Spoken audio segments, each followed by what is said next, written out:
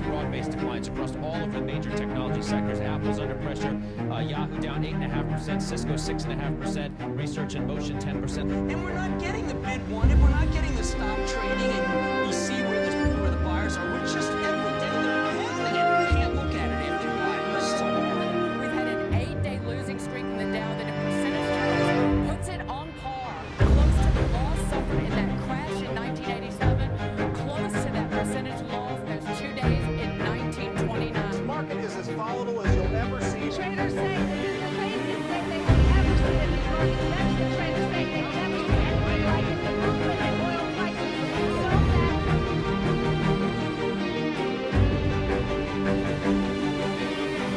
2008년 전 세계 금융 위기.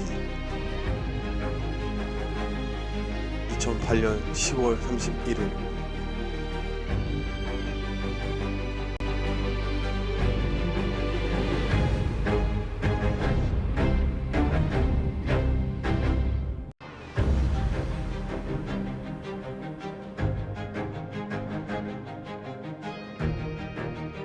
사토시 나카모토의 비트코인 논문이 발간되고 2개월 후 2009년 1월 3일 비트코인의 실체가 세상에 나오게 되었습니다.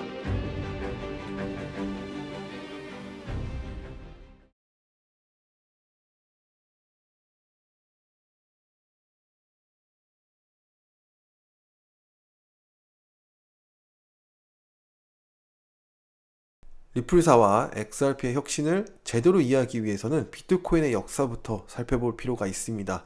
이유는 비트코인의 역사를 통해서 XRP의 존재 이유를 찾을 수 있기 때문이죠. 어떤 나라도 피해갈 수 없었던 2008년 전세계 금융위기, 서프라임 모기지 사태로 모든 경제와 자산들이 곤두박질 치고 있을 시점에 2008년 10월 31일 지금까지도 누군지 전혀 모르는 사토시 나카모토라는 인물이 비트코인 논문을 발간하게 되었습니다. 비트코인의 블록체인, 이 레저가 제대로 시작된 시점이 2009년 1월 3일이라고 하는데요. 비트코인 논문이 발간되고 나서 2개월 뒤에 비트코인의 실체가 온 세상에 드러나게 되었습니다. 비트코인을 가장 첫 번째 받은 인물은 헬피니라는 그런 사람입니다. 헬피니는 전 세계 처음으로 재사용 가능한 작업 증명 시스템을 만들었던 인물이기에 그 당시 비트코인을 이해하기에 충분한 지식을 가진 그런 사람이었습니다. 이 헬피니는 비트코인 출시인 2009년 1월 3일에 비트코인 소프트웨어를 다운받고 비트코인을 접하게 되었는데요. 2009년 1월 12일 사토시 나카모토로부터 10개의 비트코인을 받게 되었습니다. 지금으로 따지면 생태계에 참여하여 보상을 받는 그런 에어드랍과 비슷한 맥락이었다라고 볼 수 있는데요. 채굴과는 좀 다른 방식입니다. 말 그대로 에어드랍이라고 보시면 될 것 같아요. 비트코인이 상업적으로 거래가 이루어진 첫 번째 사례는 2010년도입니다. 프로그래머였던 라솔로 하니에츠가 비트코인 10,000개로 파파존스에서 피자 2판을 구입하면서 비트코인의 상업적 거래가 시작이 되었던 거죠. 그 당시 비트코인을 받았던 파파존스 가게 사장인 제레미 스터디반트라는 이런 사람인데요. 이 사람이 지금 가격으로 따지면 약 2억 3천만 달러, 환화로 따지면 약 3천억 원 규모, 주식으로 따지면 뱅크 오브 아메리카 시총을 뛰어넘는 그런 금액을 받은 사람입니다. 지금 가격으로는 상당히 큰 자금에 해당합니다만 그 당시 가격으로 보았을 때는 피자 2판 가격이었으니 굉장히 쌌겠죠. 그때 비트코인이 이렇게 크게 상승할 줄을 누가 알았을까요? 아무도 알지 못하지 않았을까 이렇게 생각을 해봅니다. 실제로 비트코인의 실현 가능성이 있는지 기술적 관점에서 초기 개념 증명 거래 검증 후 2011년 2월부터 약 30개월 동안 세금을 피할 수 있고 또 불법적으로 거래할 수 있는 블랙마켓, 즉 암시장, 어두운 시장에서 비트코인이 주로 거래가 이루어졌었습니다. 이때 비트코인이 약 1,000만 개 정도 트랜잭션이 발생을 했고 그 가치가 약 한 2억 달러 정도 되었다라고 하는데 이러한 과거 역사 때문에 암호화폐는 불법적인 것에 활용하는 아주 나쁜 것으로 인식하고 있는 사람들이 많습니다. 이 과거 때문에 불법적 암호화폐 사용에 대한 뉴스가 끊임없이 계속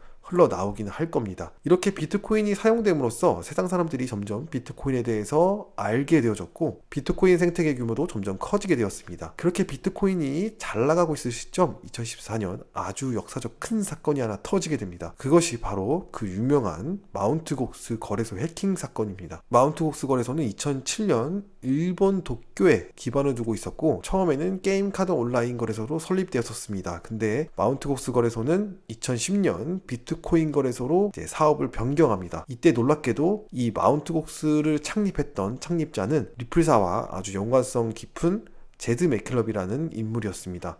이 제드 맥켈럽은 2011년 비트코인이 암시장에서 거래가 활발히 이루어지고 있을 당시에 마크 카펠레스에게 마운트 곡스 거래소를 팔아 넘겼고 그 이후 2014년도에는 전 세계 70% 이상 비트코인 거래를 처리하는 최대 거래소가 되었죠. 지금으로 보면은 암호화폐 전체 거래가 55% 넘게 이루어지고 있는 바이낸스 거래소보다 훨씬 큰 거래소였다고 보시면 됩니다. 그러나 2014년도에 마운트 곡스 거래소의 지갑에 프라이빗 키가 도난당해 85만 개의 비트코인을 해킹당하게 됩니다. 사실적으로 보면은 2014년도가 아니라 2011년도부터 이 프라이빗 키가 해킹이 되어졌었고 이는 암호화폐 역사 중 가장 뼈아픈 역사로 남겨져 있습니다. 근데 우리가 여기서 좀 의심해야 될 부분들이 있는데요. 제드 맥켈럽이라고 하는 인물입니다. 2011년 마운트 곡스 거래소를 팔아 넘기고 이때부터 쭉 해킹이 이루어졌었다라는 건데 그러면 혹시 제드 맥켈럽이 거래소 프라이빗 키를 빼돌려서 비트코인 해킹을 하여간 제드 맥켈럽은 마운트 곡스를 2011년에 넘기고 그 이후에 리플사를 만든 것이니까요. 참 대단한 인물이긴 한 것 같습니다. 근데 여기서 제드 맥켈럽은 왜 2011년에 마운트 곡스를 팔아 넘기고 리플사를 만들었을까요? 이 부분은 제가 2부에서 자세하게 말씀드려보도록 하겠습니다. 제드 맥켈럽은 무엇을 하든 어떤 일을 하든 절대로 손해를 본 적이 없는 듯 합니다. 계속 어떻게 해서든 수익을 내는 인물 같은데요. 왜 이렇게 꼴보기가 싫은지 잘 모르겠네요. 여튼 제드는 돈복이 타고난 놈은 맞는 것 같습니다. 2014년 크립토 시장에 큰 악재가 터지고 2017년 12월 대상승이 이루어지기 전까지 시장은 조용했지만 비트코인은 꾸준히 소프트웨어 업데이트가 되어졌었고 발전을 이루고 있었습니다. 2017년 비트코인은 라이트닝 네트워크를 적용하게 되어졌고 비트코인 캐시, 비트코인 골드로 하드포크가 진행되기도 했었습니다. 그 이후 2017년 12월에서 2018년 1월에 비트코인 개당 2만 불까지 상승하게 되는 불장을 경험하게 됐습니다. 비트코인의 역사는 짧게 이 정도만 말씀드려도 충분히 이해가 되실 것이라고 생각이 들고요. 비트코인 다음으로 가장 최초로 먼저 나온 알트코인이 이더리움이 아닙니다. 그렇다고 리플 XRP도 아닙니다. 바로 어떤 코인일까요? 비트코인을 넘어서는 실질적인 알트코인의 시작은 어디서부터 시작되었는지 그리고 제드 맥켈럽은 마운트 곡스를 팔고 왜 리플사를 만들었는지 2부에서 자세히